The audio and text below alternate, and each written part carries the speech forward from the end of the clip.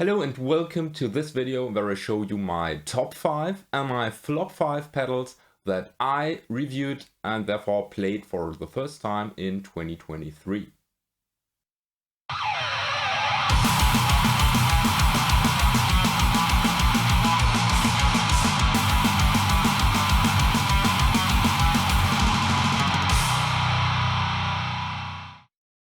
So in 2023 I reviewed a total of 35 pedals, and some were good, some were not so good, some were amazing, and so I thought, why not do a top 10? But then I quickly realized I should do top 5 and a flop 5 because there were some really not so good pedals, to be honest here. So the rules that I've totally set for myself are: the video of the review had to be published in 2023. The pedal, however, could be made any year, and I also made the rule that I could have purchased it earlier and only did the review in 2023. And the second rule, no chainsaw pedals. I reviewed a total of 7 chainsaw pedals, and I won't include those. I will include some pedals that have chainsaw capability, however. And what is a pedal that is dominantly a chainsaw pedal and what is just chainsaw capability is up to me. So deal with it. The ranking is actually no ranking. It's in no particular order. I will just give you the pedals and that's it. The first pedal I want to talk about is the KMA Killers pedal. This is a delay and reverb pedal, and it sounds really good. I really like that I have both a delay and a reverb within one housing. Basically, I can activate both effects via foot switch, and it makes some really eerie atmospheric sounds that I really like for my lead tones, for my solo tones, and it's actually quite easy to dial in if you know what all the different knobs do. And you also have cool capabilities with the FX loop and the expression pedal I haven't really used because I don't need them right now. I simply dial it in and that's it. And also cool feature is that you can choose if you want to have delay first and then reverb, or reverb first and then delay. Although I always want my delay into the reverb.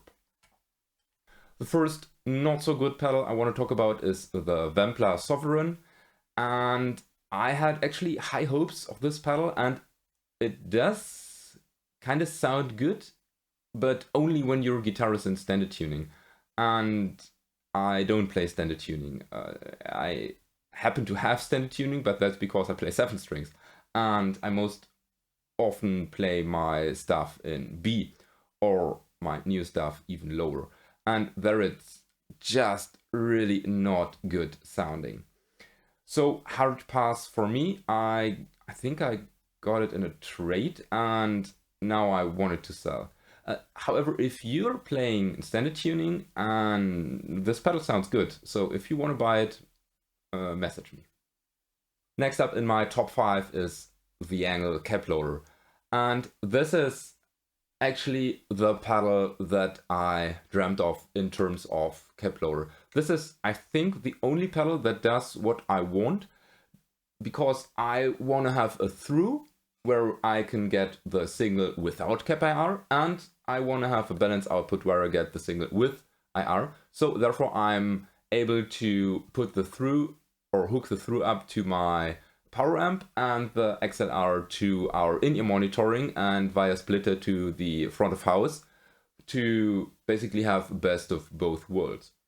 The Angle Cap Loader, however, does so much more. We do have some angle IRs that you can dial in with different microphones and microphone positions, and you can load your own IRs, and that's what I do. And then you don't have the option of the different microphones, but what you do have, you have a power amp section where you can select different power tubes and also an additional presence. What I didn't know, however, the master volume is really tricky to dial in, and when basically the LED is red, it's not good. You don't wanna clip the pedal because this sounds not good. But apart from that, it's so good, and I use it very often. It really comes in handy for small rigs that do run into both the power amp and into front of house. So if you want to have some stage volume, I don't think there is a better pedal. Next on the not so good list is the Solar Check. And I had high hopes because I actually like Ola Englund's sounds that he gets with all his gear. And so I bought it, actually used, and I have to admit that I don't have the original IR it comes with, but I thought, well, it should work with any IR, and it was just too bright, way too bright, and the sound simply wasn't good. My Metal Zone was actually sounding better, at least to my ears, and therefore it was a huge disappointment for me in my particular setup with my playing, and therefore it's in the flop 5. In the top 5, there's also the TC Electronic Mimic. And this pedal is, well, basically it's a studio solution that I use, and it basically doubles your guitar signal. So you can make from one guitar track 2 guitar tracks, or one guitar player, there are 2 guitar players. And this works really well once you've figured out how to actually use it. A quick reminder, use the mono in, one dub, tightness to taste, and there out goes your dry signal and there goes your wet signal. So basically guitar 1, guitar 2. Hook it up to 2 independent rigs, you're good to go.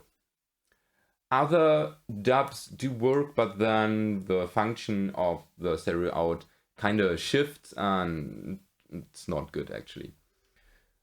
Together with the face flip Christian Kohle trick, you actually can use this in the studio, and that's where I use it most of the time. So, awesome pedal if you wanna fatten up your sound, or if you're the only guitar player in your band and you like to carry gear with you. On the flop 5, the TC Electronic Mimic Mini. First of all, I was thinking that the Mini was doing the exact same thing that the bigger brother does, but nope. And it really sucks, and that's because of the mono output it has.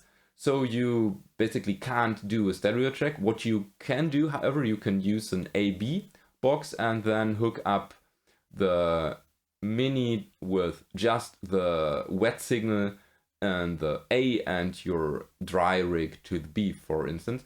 But then you have the problem that the Mini actually drops in volume. So you basically have unity gain when both the wet and the dry knobs are turned fully on max. And that's not good. Because when you reduce the dry signal, it's quieter and you have to compensate for it. Therefore, hard pass for me. If you want to have a double pedal, please buy the bigger brother.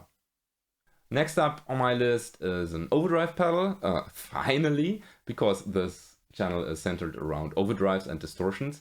And, well, one of the overdrives that impressed me the most this year was the Lichtheim Audio King in Yellow, because it's simply so versatile. I do like a good tube screamer sound. It's not the most innovative sound by any means, but it does sound good.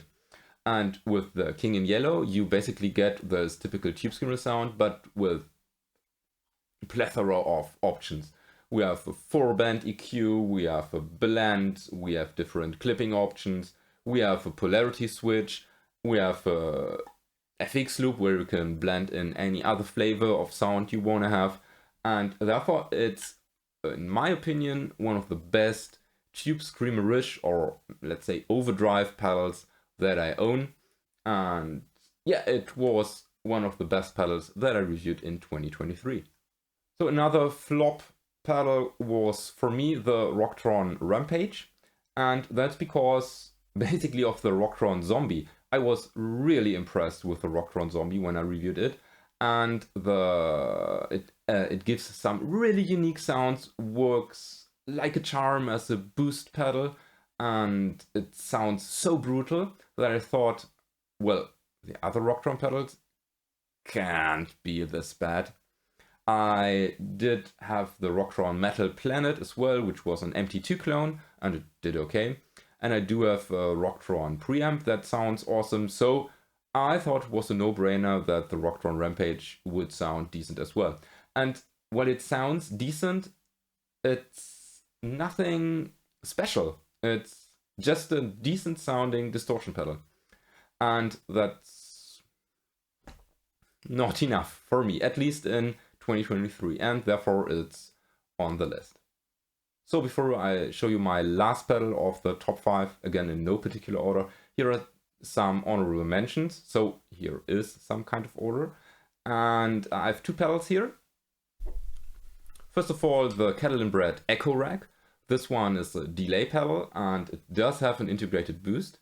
And what's cool about this pedal, that you basically have lots of different delay patterns that you can dial in, and then you can basically dial in the tone of the delays. Do you want to have it with a low cut or a high cut, and so on.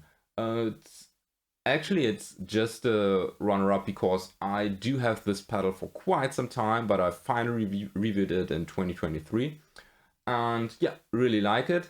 Works again like a charm in serial with my KMA Kiris, and yeah, that's cool. Now another honorable mention is the Jupiter FX Katastrophe. While I was at Guitar Summit, I went to the Jupiter FX booth and played all their pedals, and the Katastrophe was really nice. I really liked it, and gives some sludgy, awesome, disgusting sounds, and Chris was kind enough to send me one to do a review, and I had so much fun with it that I simply had to include it because it might be the most fun pedal I've reviewed in 2023. However, I don't have this much purpose of using it, so I don't see where I personally would use it, but it's fun. So if you're into a fun pedal, this is basically a preamp pedal with an octave section here. You should check out the Katastrophe. So the last of the not so good pedals is the Marshall Governor Mark II, and I really like the original Governor I actually sold it, and the Governor Mark II has basically the same problem as does the Jackhammer Mark II has. It has so much bass, it's unusable. You have to crank the treble, crank everything that says presence or middle, and basically delete everything that says bass, and then you still get an okayish sound. I was not happy with it. I immediately put it into a package and sent it over to ARB Customs, and I hope Jerome can fix it or make it better, but so far it's hard pass because it just doesn't sound good. So, and the last pedal I want to show you that was really cool that I reviewed in 2023 is the Void Manufacturing Weltall. This one has all the options apart from a blend, which I would have preferred. We have a really cool overdrive function. We have a function, basically this ID lets it turn into some kind of distortion. We have an internal volume control that is always maxed, which I personally like because I always max my volume. And with the Super Ego, we basically get lots of different flavors in kind of overdrive, what it does. And it actually does chainsaw when you set the Super Ego to specific settings. And this chainsaw sounds really awesome, but the other sounds sound awesome as well. And it's also unique, as with all of Joe's pedals. It's a really unique sound, and therefore it's on my top list in 2023. And there you have it. Those were 7 pedals I really enjoyed reviewing in 2023, and 5 I did not enjoy this much. Please keep in mind, I don't wanna hate or rant about the 5 pedals on my flop 5 list. I simply couldn't use them properly, and I'm very sure that some of you guys might really like those pedals and you get some great tones out of it, and that's totally awesome, but they were just not for me, and therefore they're on my flop 5 list. Speaking of my list, what are your most favorite or least favorite pedals that you tried or bought in 2023? Let me know down in the comment section, and maybe you give me some suggestions I should buy for reviewing in 2024. So just leave a comment in the comment section. And if you want to support this channel, you might want to consider becoming a YouTube member, and you might want to check out the links in the description. I've linked some of the pedals that you can buy on Thomann, and I am a Thomann affiliate, so I get the share, and would be cool if you could help my channel this way, if you want to purchase those pedals anyways. So, with that being said, thanks for watching, don't forget to subscribe, check out my Instagram, may the force be with you, and have a nice day.